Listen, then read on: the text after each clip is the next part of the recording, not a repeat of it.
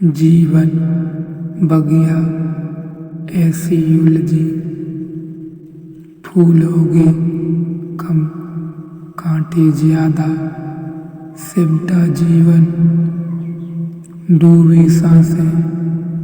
आना है तो अब भी आजा। यदि आपने अभी तक पिछला अध्याय नहीं देखा है तो कृपया करके पिछला अध्याय देखें, तभी आप इस अध्याय को समझ सकते हैं।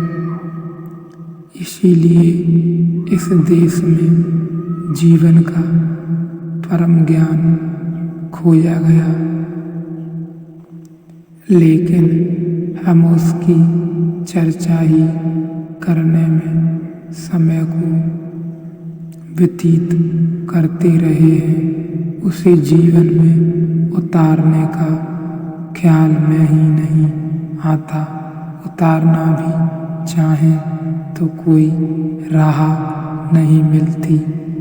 निर्णय भी कर ले तो पैर उठने के लिए कोई दिशा नहीं सूझती। इतना गहन है, इतना सूक्ष्म है कि हम आशा ही छोड़ देते हैं कि उसे जीवन में उतारा जा सकेगा। फिर अपने को धोखा देने के लिए हम चर्चा करके मन को समझा लेते हैं। तो हम चर्चा करते रहें सदियों तक, और जिस संबंध की चर्चा की है वह ऐसा है जिसे चर्चा से समझना नहीं हो सकता।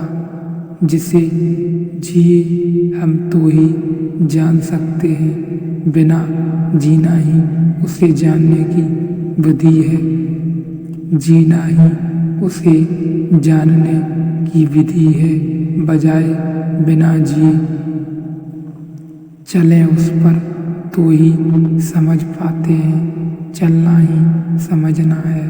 कुछ जगह गहन जहाँ जानने और जीने में फर्क नहीं होता, जहाँ हो जाए तो ही जान पाए, लेकिन होना कठिन मालूम होता है और जानना हमें सरल मालूम होता है, क्योंकि जानने से कुल इतना अर्थ होता है कि हम कुछ शब्द जान लें, कुछ सिद्धांत जान लें, कुछ फलस्वरूप कुछ शास्त्र जान लें। बुद्धि भर जाएगी शब्दों से, सिद्धांत से हृदय खाली रह जाएगा, और भरी बुद्धि और से धोखा होता है कि पालियां मैंने जबकि मिला कुछ भी नहीं होता। पालिया मैंने जबकि मिला कुछ भी नहीं होता। भरी बुद्धि से लगता है भर गया मैं, जबकि भीतर सब कोरा दीन और दरिद्र होता है।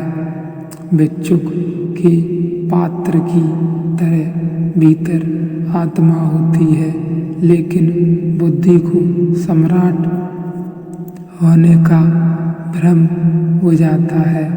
तो बुद्धि से जितने लोग भ्रमित होते हैं, उतने लोग अज्ञान से भ्रमित नहीं होते, और बुद्धि की नाव में बैठे लोग जितने डूबते हैं, उतनी कागजों की नाव में भी बैठे तो डूबने की उम्मीद नहीं है, क्योंकि लगता ऐसा है जान बहुत और जान तो बिल्कुल ही नहीं पाते हैं। लगता ही है कि बहुत जान लिया है, लेकिन वह कुछ भी नहीं है। इसीलिए मैंने कहा है कि सर्वसार उपनिषद जैसे ज्ञान के जो सूक्ष्म हैं वे खतरनाक भी है, क्योंकि डर यह है कि हम उन्हें विचारणा का विषय बना लें, सोचें समझें और उनमें हो जाए। इसीलिए पहले ही आपसे कह दूं, उपनिषद की बात मैं पढ़ना आग के साथ खोलने जैसा है। बिना बदले उपनिषद नहीं समझा जा सकता है। इसे थोड़ा ऐसे लें, कुछ तो ऐसे ज्ञान हैं, हम जैसे हैं वैसे ही बने रहें तो भी ज्ञान अर्जित किया जा सकता है। एक व्यक्ति गणित सीखे कि इतिहास सीखे कुछ और उस व्यक्ति को इसे सीखने के लिए बदलने की जरूरत नहीं है। वह व्यक्ति वही बना रहे जो था। सीखना संग्रहित होता चला जाएगा। उस व्यक्ति की आत्मा को किसी रूपांतरण से गुजरने की जरूरत नहीं है। वह व्यक्ति उस आदमी को बदलाहट आवश्यक नहीं है। वह जैसा था वैसा ही रहे। ज्ञान इकट्ठा हो जाएगा। इतिहास का शिक्षक बनने के लिए कोई आत्मक्रांति नहीं चाहिए और न गणितज्ञ, गणित का शिक्षक होने के लिए, न वैज्ञानिक होने के लिए। लेकिन धर्म का मामला बिल्कुल ही अलग है। वहाँ ज्ञान के पहले रूपांतरण चाहिए। वहाँ आदमी बदले नहीं तो समझ ही नहीं पाएगा, बदले तो ही समझ पाएगा। वहाँ पहली जो प्रक्रिया वह बदलाहट की ही है। वह भीतर अंतस में नहीं तो बुद्धि का संग्रह काम नहीं पड़ता है। धोखा हो जाता है, आत्म वंचना हो जाती है, आत्मा से वंचित हो जाते हैं।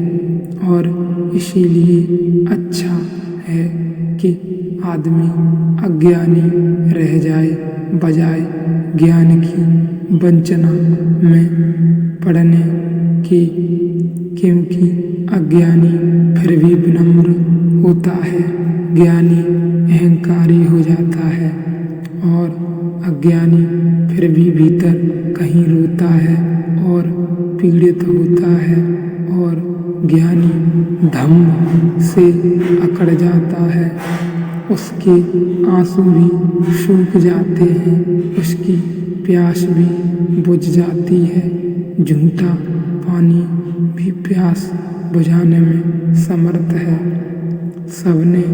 हमने सपने देखे, प्यास लगी है जोर की, और स्वप्न देखा कि पानी पी रहे हैं, प्यास बुझ गई और रात की नींद टूटने से बच गई। स्वप्न आते ही है, नींद तो सहारा देने के लिए।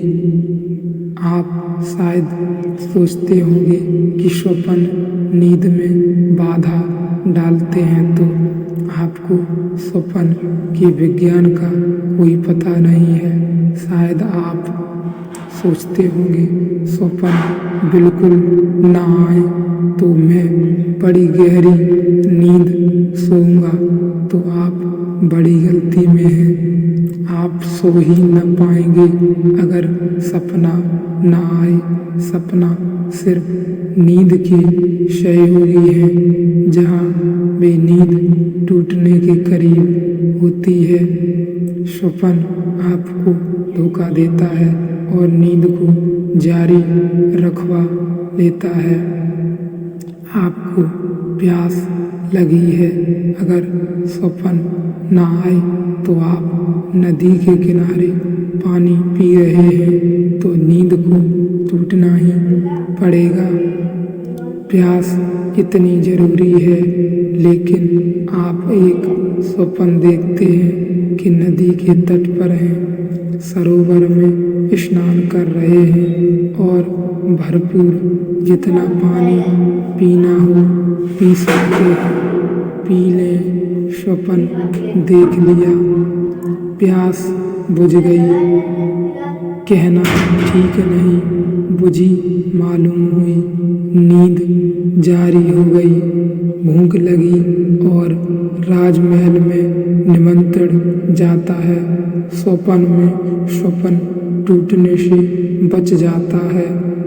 स्वप्न देख लिया, प्यास बुझ गई, कहना ठीक नहीं, मालूम हुई नींद जारी हो गई,